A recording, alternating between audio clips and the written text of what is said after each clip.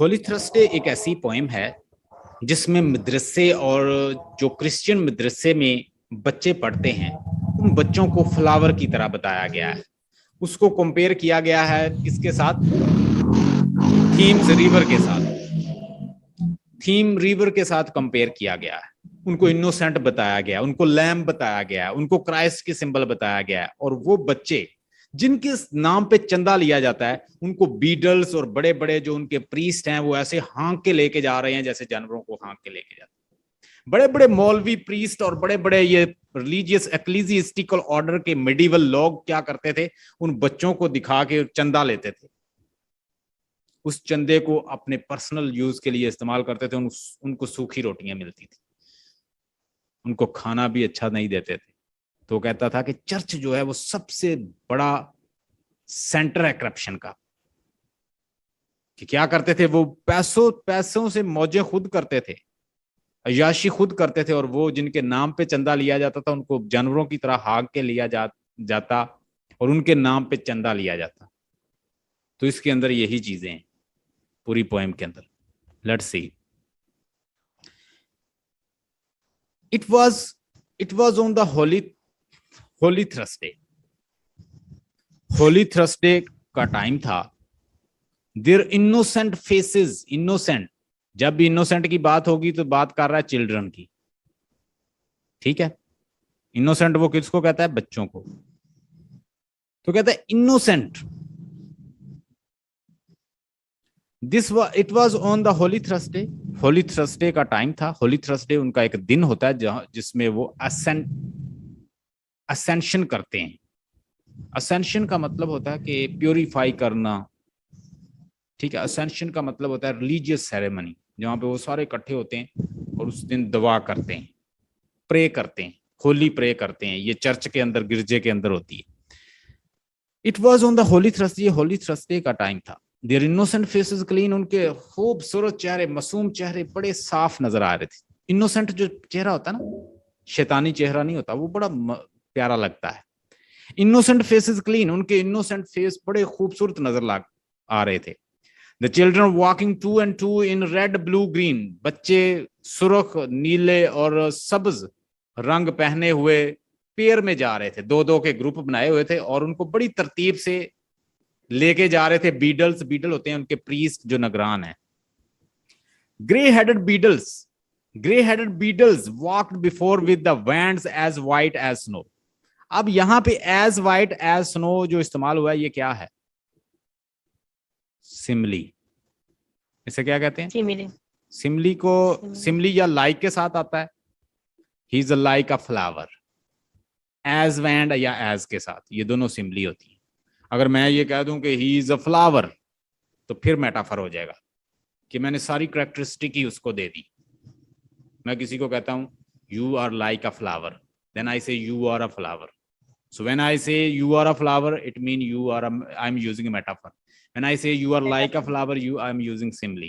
So mostly poet, simile. they use simile and metaphor when they give more characteristic to some object or person, then they use metaphor. But when they use this comparison between two, similar things, then they use simile. So the children walking two and two, बच्चे यानी pair में चल रहे थे, दो दो चल रहे थे। उन्होंने रंग पहने हुए थे, कपड़े पहने हुए थे, रेड ब्लू ग्रीन, क्योंकि वो असेंशन डे था, उस दिन वो होली सेरेमनी करते हैं। ग्रे हेडेड बीडल और वाइट सर वाले, वाइट बालों वाले जो बीडल्स थे, walked before with the wands as white as snow. उन्होंने हाथों में छड़ियां पकड़ रखी थी, वैंड्स पकड़ी हुई थी, व्हाइट कलर की वैंड्स पकड़ी, छड़ियां पकड़ी पकड़ी थी, और जो ऐसे लगती थी जैसे स्नो हो, यानी वो सफेद कलर की थी। Till into the high dome of the पॉट they like the Thames water flow, हत्ता के वो सेंट पॉल के कैथीड्रल तक पहुंच गए, चर्च तक पहुंच गए। Like the Thames water flow, और वो ऐसे जा रहे थे, यहां पे भी उसने सिमली यूज की है। वो बिल्कुल ऐसे लग रहे थे जैसे पानी बहता है थेम्स रिवर का, ये वाला, ये थेम्स रिवर है, इंग्लैंड के अंदर है। लोग यहाँ पे जाके अक्सर अक्सर पिक्चर बनाते हैं, बहुत खूबसूरत मंजर है। तो ये ऐसे उसको उसके साथ कंपेयर किया उसने, लंदन में मौजूद है। Till into the high dome of the Pauls they like, हत्ता के वो पॉल कैथीड्रल, सेंट पॉल के कैथीड्रल तक पहुंच गए। Like the Thames water flow, और ऐसे ही वो चल रहे थे कि जैसे पानी बहता है थेम्स रिवर के नीचे से, बड़ा प्यार से स्लोली स्लोली जा रहे थे। देखिए उसने यहाँ पे भी कंपैरिजन यूज किया, ये भी सिमली है और ये भी सिमली है। अंडरस्टैंड, ये टू सिमली उसने इस्तेमाल की है। इन सिमली को नोट करती जाएं ताकि आपको पता चलता जाए साथ साथ। Oh, what a multitude! They seem these flowers of the London Toms. ओ क्या इनका हजूम है, क्या कितना प्यारा हजूम है। जब आप हैरान होते हैं किसी की ब्यूटी की तारीफ करते हैं, हम कहते हैं oh what a beautiful man, oh what a beautiful person, so oh what a multitude, ओ क्या प्यारा हजूम है। There seems these flowers of the London. अब यहाँ पे उसने क्या यूज किया है, सिमली है या मेटाफर है? यहाँ पे उसने मेटाफर इस्तेमाल कर दिया। अब देखिए पोएम आपने पहले भी पढ़ी होगी, लेकिन पोएम की अंडरस्टैंडिंग आपको पहले नहीं होती होगी। अब आपको पता चलता होगा यहाँ सिमली है, यहाँ मेटाफर है, यहाँ एलुजन है, यहाँ पे एलिट्रेशन है, यहाँ पे एसोनेंस है, यहाँ पे कॉन्सोनेंस है, और यहाँ पे एंटीथीसिस है, यहाँ पे एनाफोरा है, यहाँ पे कंक्लूजन है, यहाँ पे थीसिस है, यहाँ पे एंटीथीसिस है, यहाँ पे सिंथेसिस है। सो these are called the figure of speech. You must learn if you want to critically analyze the poem. नहीं तो आप पोएम को एनालाइज ही नहीं कर सकते। These are the techniques. Seated in the companies, they sit with the radiance all their own.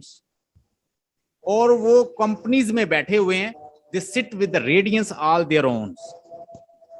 और वो सब जो हैं वो कंपनीज में बैठे हैं और उनके रेडियंस तरह के सीट्स हैं जिनके ऊपर बैठे हुए हैं। The hum of the multitude, हम ऑफ द मल्टीट्यूड, जो मुंह से आवाज होती है ना निकलती इकट्ठे होके।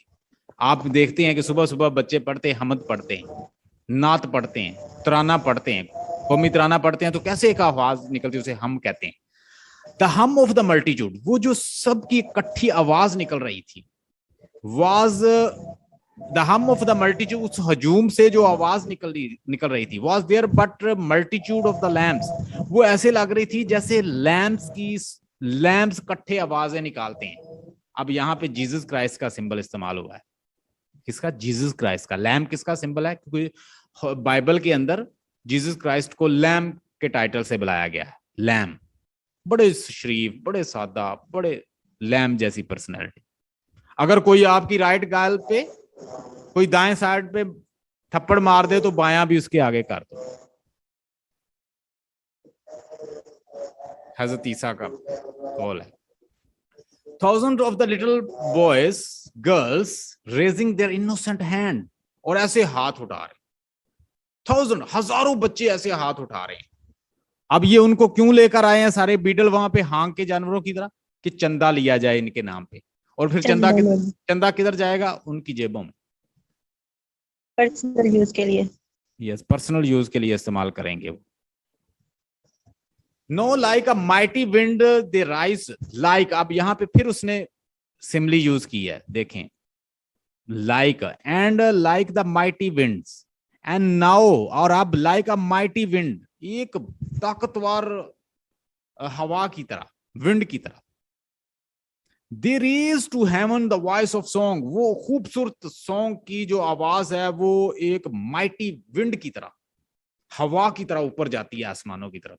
यानी वो गरीब बच्चे हैं, वो चैरिटी लेने वाले बच्चे हैं, वो बिन पेरेंट्स के बच्चे हैं, उनको अडॉप्ट किया गया है, चर्च ने अडॉप्ट किया, और उनकी दुआ सीधी ऊपर जाती है गरीबों की। और लाइक द हारमोनियस थंडरिंग, वो ऐसे थी कि जैसे एक हम आहंग गर्जने की आवाज होती। जब गरजती है कोई चीज, जब आसमान गरजता है तो उसकी कैसी आवाज होती है? हम आहंग, आगे पीछे नहीं होती, बड़ी हम आहंग होती है। The seat of the haven among, और ऐसे था कि जैसे वो सीट ऑफ हेवन वहां ऊपर बैठे हुए।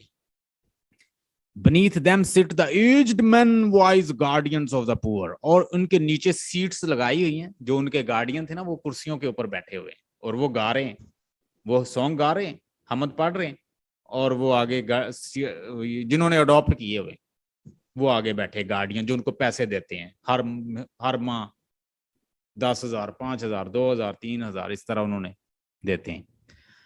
देन चेरिश पिटी, लेस्ट, लेस्ट का मतलब होता है मबादा, ऐसा ना कहीं हो जाए। देन चेरिश पिटी, उनके ऊपर तरस खाओ, इनको पैसे ज्यादा से ज्यादा दो। Less you drive an angel from your door, कहीं ऐसा ना हो कि तुम्हारे दर से फरिश्ते चले जाएं। यानी ये जो छोटे छोटे बच्चे हैं, इनको उसने यहाँ पे किसके साथ कंपेयर कर दिया है? एंजल्स के साथ। के साथ। ठीक है, तो ये है, बड़ी ब्यूटीफुल पोएम है, सॉन्ग है, अच्छा है। और इसी के मुकाबले में ये तो है सॉन्ग ऑफ इनोसेंस में आता है, इसको क्या कहते हैं? Song of innocence. अब इसी के मुकाबले में उसने एक और लिखा है, उसमें आप देखेंगे कि ये नहीं होगा, वो एक्सपीरियंस में होगा। वो किसमें?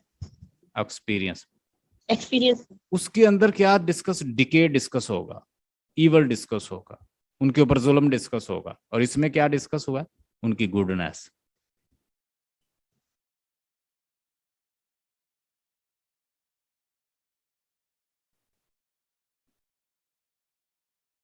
ले जी,